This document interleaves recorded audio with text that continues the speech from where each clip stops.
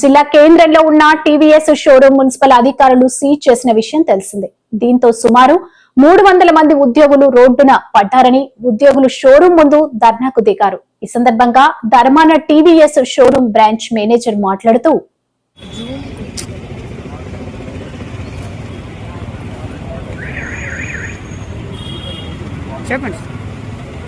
నమస్తే అండి, నేను Dharmana TVS Srikakulam branch manager మాట్లాడుతున్నానండి. యాక్చువల్గా జరిగిన సిచ్యువేషన్ ఏంటంటే, మున్సిపల్ కమిషనర్ గారు హెల్త్ ఆఫీసర్ గారు వచ్చి ట్రేడ్ లైసెన్స్ లేదని మాకు కట్టడానికి కూడా టైం ఇవ్వకుండా వితిన్ 2 అవర్స్లోని మాకు లైసెన్స్ లేకపోవడం వలన మీ షోరూమ్ క్లోజ్ చేస్తున్నామని చెప్పి షోరూంలోకి వచ్చి దౌర్జన్యంగా మగ ఆడ అని తేడా లేకుండా బయటికి గెంటించేసి విత్ పోలీస్ హెల్ప్తో, డిఏ గారు కూడా వచ్చారు, విత్ పోలీస్ హెల్ప్తో మా అందరి బయటికి తోసి తాళాలు వేశారండి. దానికి మేము ప్రశ్నిస్తూ అడుగుతున్నామండి, అసలు ట్రేడ్ లైసెన్స్ అనేది లేకపోవడం వలన ఇంత సీరియస్ యాక్షన్ తీసుకోవాలా? అంటే ఒక 3 రోజుల ముందు ఇచ్చిన నోటీస్కి ఆ రోజు రాత్రే మేము కట్టేసి ఆ లైసెన్స్ అనేది ఆన్లైన్లోనే మీకు పెట్టి చూపించామండి. చూపిస్తే కొన్ని కాజులు ఇందులో లేవు, అందుకే చెల్లడం లేదు అని చెప్పి అది కొట్టిపారేశారు. అయితే ఏ కాజులు కావాలో చెప్పండి అన్నాం, అది కూడా మీరు ఆన్లైన్లోనే చూసుకోండి అని చెప్పారు. మళ్ళీ ఆన్లైన్లో చూసుకొని ఫస్ట్ కట్టిన 9,000 వదిలేసి మళ్ళీ 5,000 రూపాయలు, 4,600 రూపాయలు పేమెంట్ రెండో పేమెంట్ చేశాము. అది చేసిన తర్వాత కూడా అది కూడా పని చేయదు అని అన్నారండి. అంటే ఏది కట్టినా పని చేయదు, ఓకే అలాగైతే వచ్చి తీసుకుని వెళ్ళండి, అమౌంట్ మీకు చేస్తాం, లేకపోతే మీ మున్సిపల్ ఆఫీస్కి ఇచ్చి కడతాము, ఎక్కడ చెప్పాలో చెప్పండి అని అంటే అది కూడా చెప్పడం లేదండి. నేను ఒకటి అడుగుతున్నానండి, ఇప్పుడు మనం ఇంటి పనులు కానీ మనం కొలయ పనులు కానీ కట్టినప్పుడు మనం బకాయిలో ఉన్నాం, మనకి ఇంటింటికి వచ్చి రిమైండ్ చేసి ఎవరైనా కడితే వెంటనే తీసుకొని మున్సిపాలిటీ వాళ్ళకి రిసీప్ట్ ఇచ్చినప్పుడు మాకెందుకు ఇవ్వరు? నేను అడుగుతుంది, మనకెందుకు ఇవ్వరు అంటే ఏదో మైండ్లో పెట్టుకొని ఒక రాజకీయంగా కానీ దేనికి కానీ ఆలోచించి మాకు హింస పెట్టడమే కానీ, అంతేగాని ఇది ఏది చిన్న ఈ ట్రేడ్ అమౌంట్ అంటే ఇప్పుడు ఇన్ని కోట్లు పెట్టుకొని మా ఎండి గారు తయారు చేసిన షోరూమ్ని కేవలం ఒక 5,000 నుండి 9,000 విలువ చేసి ఇది కట్టలేరండి, లైఫ్ సర్టిఫికేట్ కట్టలేరని అనడం చాలా అన్యాయం అండి. దీనివలన కేవలం మన ధర్మన టీవీఎస్ఏ కాదు, ఇందులో పనిచేస్తున్న 300 కుటుంబాలు కూడా బయటపడిపోయాయండి. ఈ రోజుకి 3వ రోజు అవుతుందండి. ఇంతవరకు కూడా ఏ మున్సిపల్ ఆఫీసర్ కానీ ఎవరు కానీ వచ్చి ఎందుకు ఏంటి అనేది కూడా వాళ్ళు అడగకుండా మాకు చాలా హింస పడుతున్నారు. మేము ఏదైనా వెళ్ళి బిల్లు కడతామని అంటున్నా వాళ్ళు సస్యం మీద తీసుకోవడం లేదండి. దీనికి మీరే ఆలోచించి మీరు ఏదో ఒక నిర్ణయం తీసుకొని మాకు హెల్ప్ చేసి మా కుటుంబాలందరికీ మీరు కాపాడుతూ, అలాగే మా ఎండి గారు ధర్మన టీవీఎస్ కూడా మీరు ఇచ్చేస్తారని మేము ఆశిస్తున్నాను. తల్లిపై కేసు వేసిన కొడుకుగా, మేనల్లుడి మేనకోడలి ఆస్తులు కాజేసిన మేనమామగా జగన్ మిగిలిపోతారని షర్మిల సంచలన వ్యాఖ్యలు చేశారు. సరస్వతి పవర్ షేర్ల MOUపై జగన్ స్వయంగా సంతకం పెట్టారని షర్మిల అన్నారు.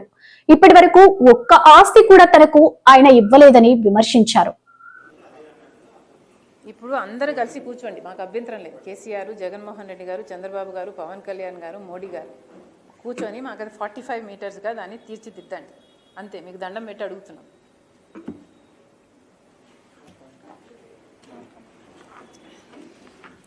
Thank you. సో ఇదేది కవర్ కాదు అమ్మా. పోలవరం ప్రాజెక్టు 30 లక్షల ఎకరాలకు నీళ్ళు ఇచ్చే ప్రాజెక్టు, మీకు అర్థమవుతుందా? మీరు నాకు కవరేజ్ ఎందుకు ఇవ్వరు? వఫ్కు ఎందుకు ఇవ్వలేదు? కవరేజ్ ఇవ్వలేదండి, నాకు అనిపించలేదు. ఏదమ్మా నాకు ఈనాడు పేపర్ ఎక్కడుంది? ఈనాడు పేపర్ ఉందా? పోనీ ఈనాడన్నా కవర్ చేసిందా చూద్దాం, ఒక్క నిమిషం.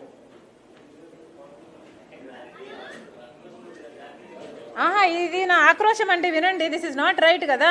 మేము ప్రజా సమస్యల మీద మాట్లాడితే మీరు ఎందుకు కవరేజ్ ఇవ్వటం లేదు అని అడుగుతున్నాను నేను. ఆ?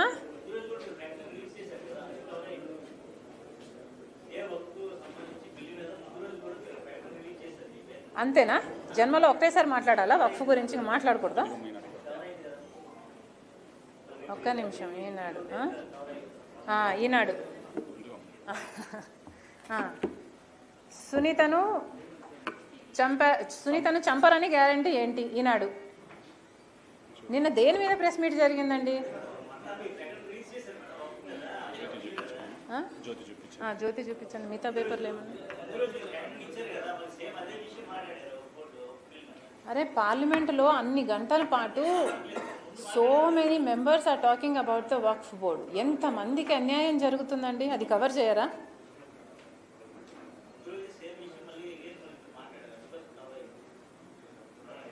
అవినాష్ని అధికారులని అవినాష్ బెదిరించాడు. ఇది ఏబిఎన్ అంటే జ్యోతి.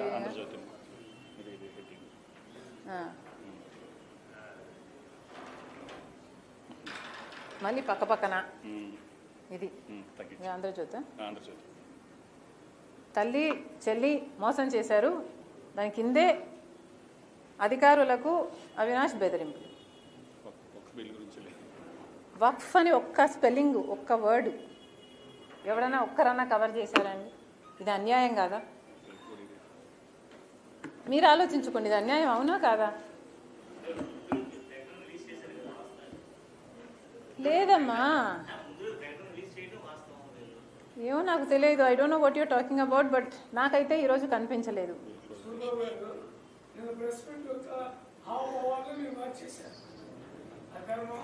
సో నేను ప్రెస్ మీట్ పెట్టింది ఎందుకు? నేను అవినాష్ గురించి మాట్లాడడానికా? రాజమండ్రి ఫార్మసీ విద్యార్థిని నాగాంజలి మృతి చాలా బాధాకరంగా ఉంది. వైసీపీ ఎమ్మెల్సీ కళ్యాణి ఆవేదన వ్యక్తం చేశారు. ఫార్మసీ విద్యార్థి విషయంలో ఆమెకు అన్యాయం జరిగింది. చంద్రబాబు ఏం చేశారు? రాష్ట్రంలో ఆడపిల్లలకు అన్యాయం జరిగితే పవన్ కళ్యాణ్ తాట తీస్తామన్నారు. ఇప్పుడు ఎక్కడున్నారు? ఎందుకు ప్రశ్నించట్లేదు? ఇన్ని రోజులైనా 12 రోజులైంది. 23వ తేదీ ఆమె ఆత్మహత్య చేసుకుంది. ఈ రోజు ఆవిడ చనిపోవడం జరిగింది. ఇన్ని రోజులైనా ముఖ్యమంత్రి గారు కానీ, డిప్యూటీ సీఎం గారు కానీ, అలాగే హోమ్ మినిస్టర్ గారు కానీ, ఒక మహిళ అయి ఉండి కూడా హోమ్ మినిస్టర్ గారు కానీ కనీసం ఈ విషయం మీద స్పందించారా? మెరుగైన వైద్యం అందుతుందా లేదా కనీసం కనుక్కున్నారా? ఎటువంటి స్పందన లేదు. అడుగడుగున నిర్లక్ష్యం. ఎంతగా వీళ్ళకి మహిళల పట్ల చులకన భావం ఉంది అనేది అర్థమవుతుంది.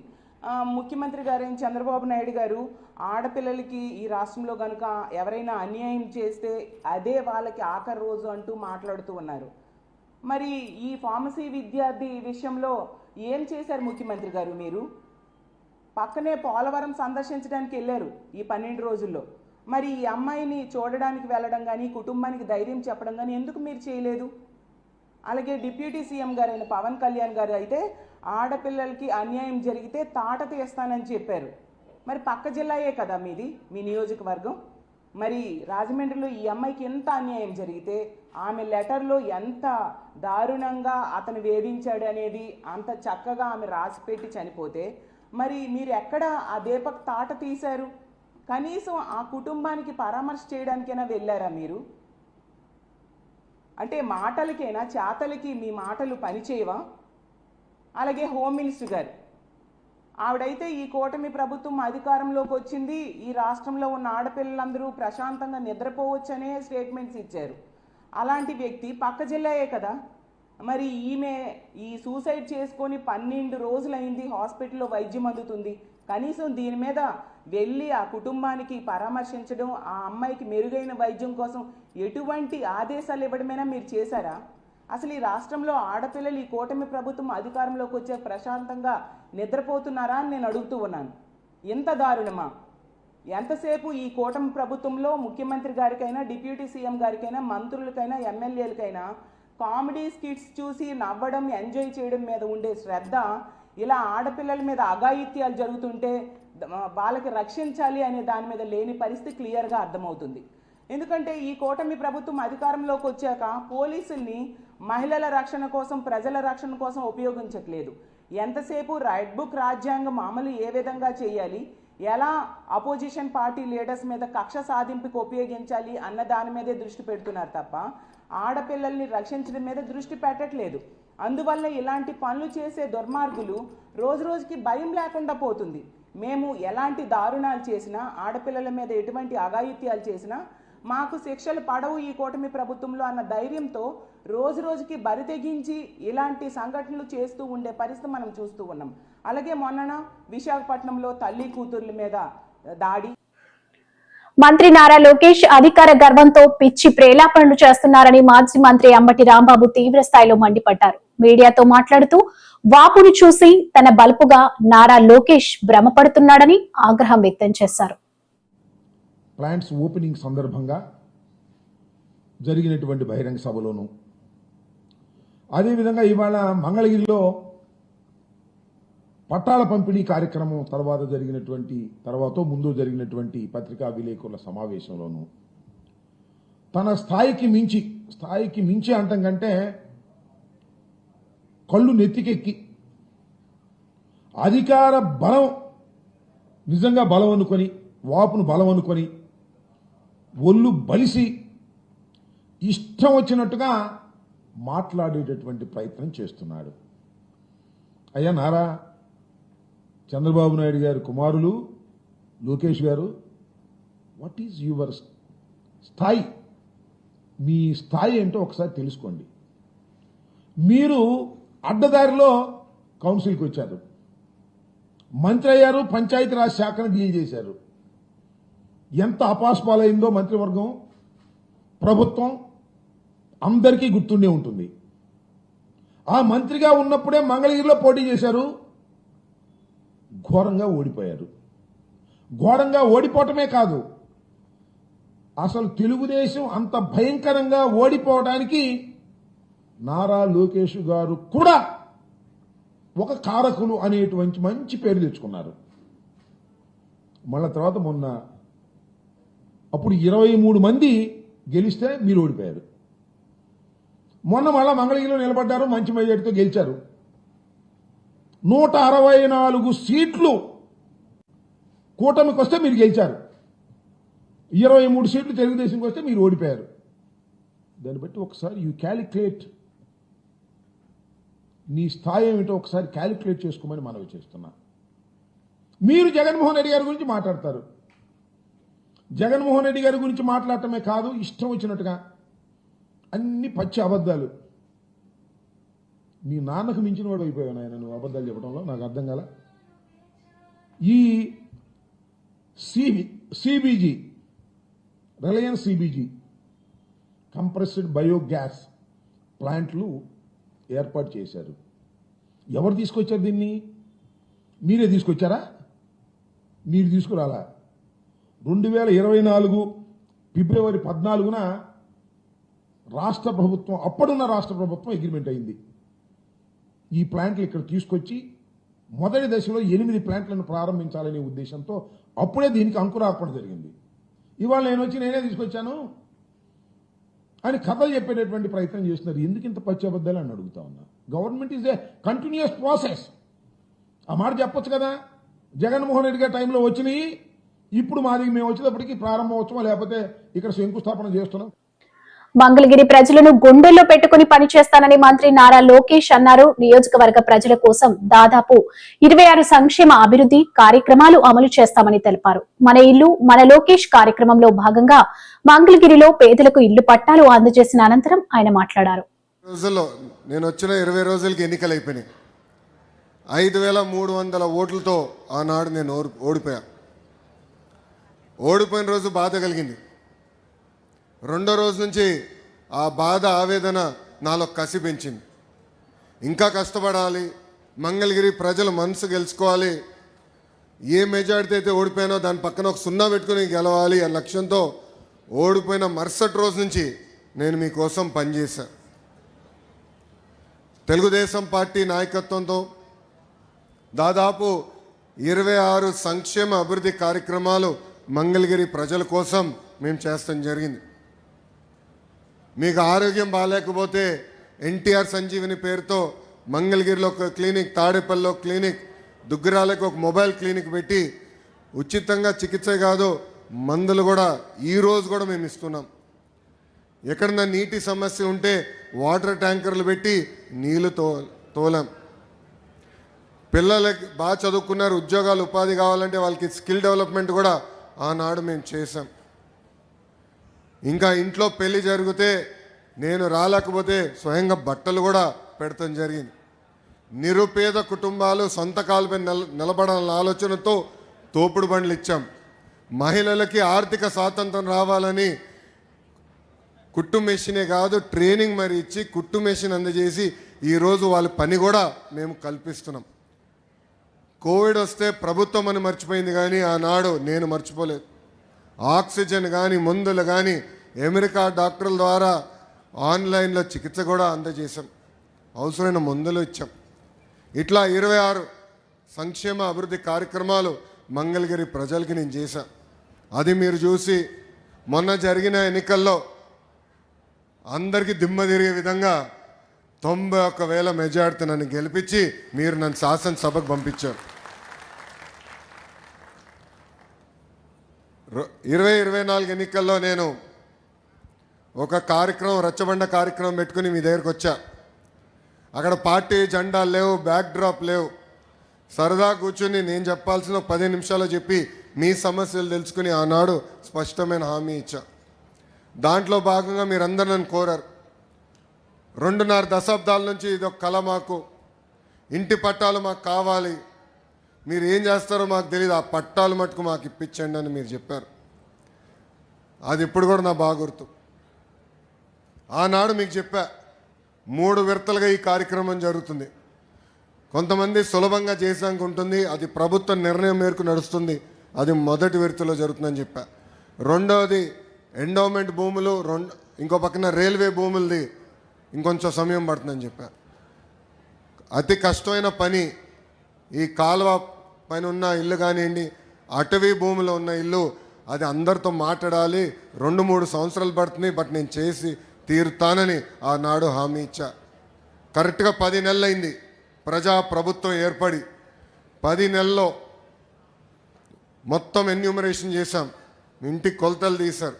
అధికారులే కాదు, అన్ని పార్టీలకు సంబంధించిన నాయకులు వచ్చారు, కొలతలు తీశారు, వివరాలు కనుక్కున్నారు.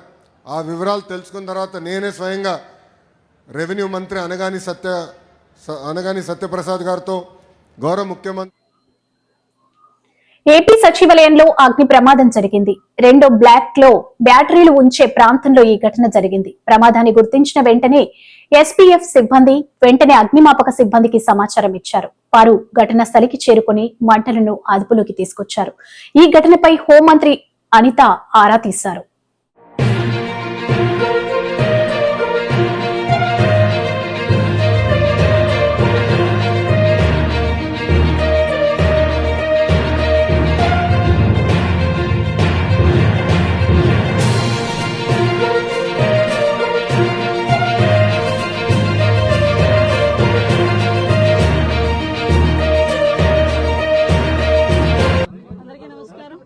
సచివాలయం సెకండ్ బ్లాక్ దగ్గర బ్యాటరీస్ ఏదైతే ఉంటాయో ఆ రూమ్ లోని ఎర్లీ మార్నింగ్ 6:30 ఆ టైంకి ఫైర్ యాక్సిడెంట్ జరిగింది.